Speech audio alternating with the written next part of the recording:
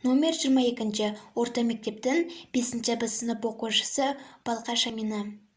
Мұқағали Мақадаевтың 90 жылдық мерейтойына арналған челленджді 5-б сынып оқушысы Селенгаби Аружаннан қабылдаймын. Шеше, сен бақыттысың. Шеше, сен бақыттысың, жыламағын. Жай түсіп жатқанда құламадың. Тәңірінен мен едім ғой сұрағанын. Сондықтан жыламағын. Бармын ғой, тірімін ғой, қасындамын. Өлмеймін мен өзіндей асылданмын.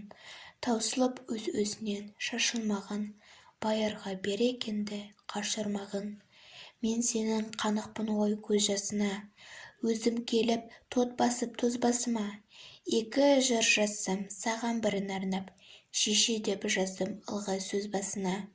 Тәңірім кеше көрсін кесірімді, аспанға жазам сенің есіміңді. Шеше, сен бақыттысың тербете бер, құба далдай иілген бесігімді.